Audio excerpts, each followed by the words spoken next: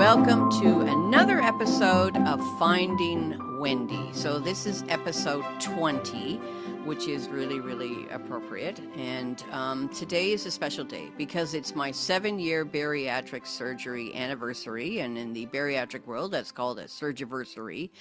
So 7 years ago today, I had my gastric sleeve surgery, and wow, what a journey it has been, for sure.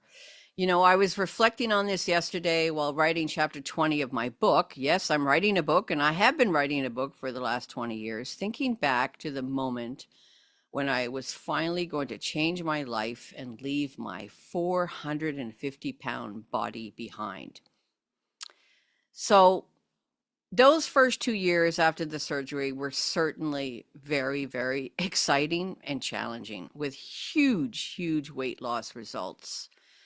But like many, the pandemic brought unexpected challenges. So at my lowest weight that I reached after my bariatric surgery, I reached 225 pounds. But during the pandemic, I experienced a weight regain. And let me tell you, when that happens after bariatric surgery, you start losing hope. I thought, oh my God. I had this invasive surgery.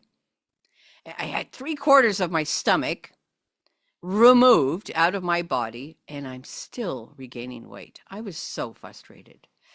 But instead of giving up, I reached out to my bariatric team, and I started speaking with a psychiatrist about my regain.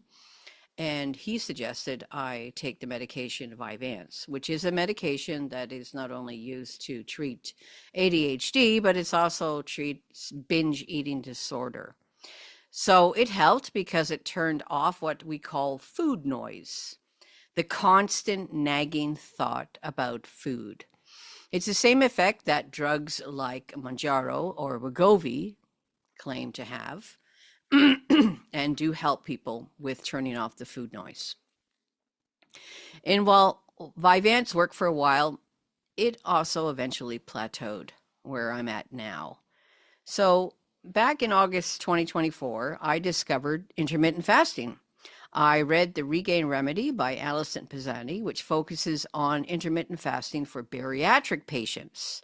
So this book changed everything for me. And after I reached out to Alison, and that led to the start of the Finding Wendy podcast. So now I've been practicing intermittent fasting for about 8 months, and it's transformed my relationship with food. With a combination of Vyvanse and intermittent fasting, I've lost 60 pounds of my regain. My goal weight still will get back to 225, and I'm determined to make that happen. Now, the reason why my goal weight is about 225, which seems probably high to a lot of people, is because I have an incredible amount of skin on my body. And because of my age, I'll never have this skin removed. Also, I was listening to another podcast recently by a intermittent faster who wrote several books about intermittent fasting. And she was talking in her podcast about probably a good goal is to get back to the weight you were in high school. And 225 pounds is about the weight I was in high school over 50 years ago. So I think it's a good goal for me. And also, I have all the clothes to match 225 pounds. I think 225 pounds is just fine.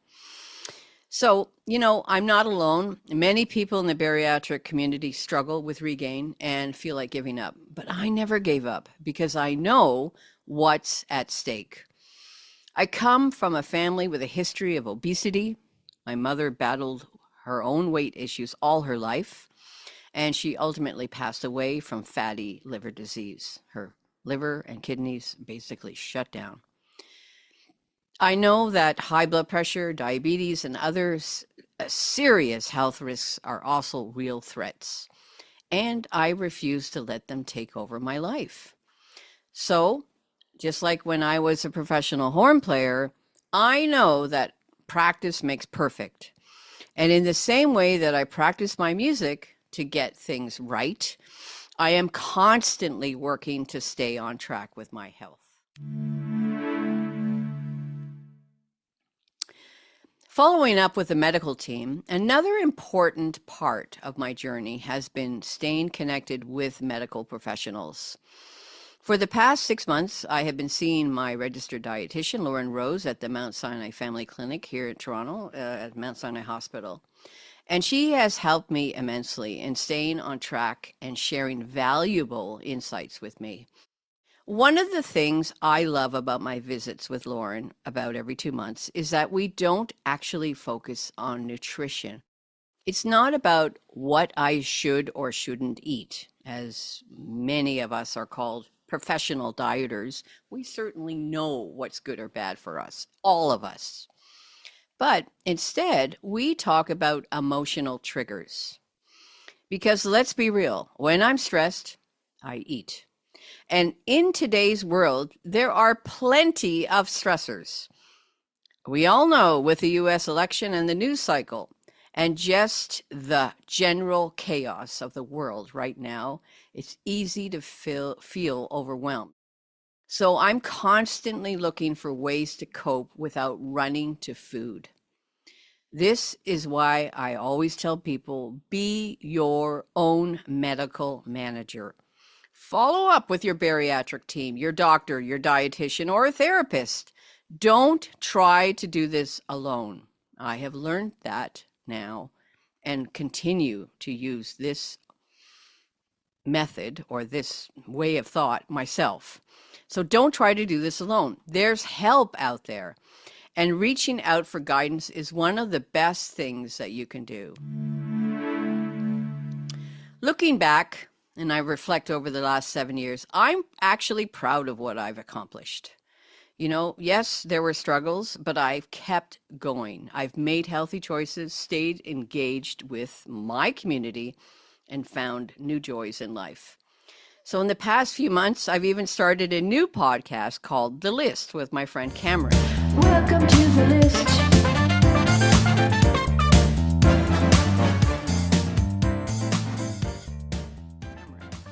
And we talk about fun things, fun topics like TV, movies, and books. Because let's face it, the world feels like it's on fire right now, and sometimes we just need a break from the stress. I've also recently picked up gaming.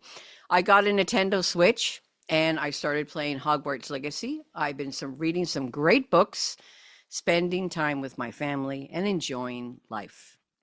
7 years ago, I woke up from my surgery at the hospital, and my sister Melinda was there, and she checked in on me and said, "Oh, good, you're awake. Okay, I have to go. My daughter is having a baby," and rushed off. Well, that baby, my grandnephew Barry, turns 7 years old tomorrow. So as I celebrate my 7-year journey, I also get to celebrate his birthday. So staying positive and moving forward, if there's one thing I've learned, it's this: never give up. Stay positive and optimistic. I know I have influenced many friends and people in the bariatric and intermittent fasting communities to take charge of their health. And if you're listening and feeling stuck, you're not alone. So here's to 7 years of change, growth, and never giving up. And here's to the next chapter of the journey. Thanks for tuning in to Finding Wendy. And if you enjoyed this episode, please don't forget to subscribe and follow for more updates on my journey. Stay strong, stay positive, and keep going. And check out my new podcast with Cameron called The List. It's a lot of fun. Until next time, bye-bye.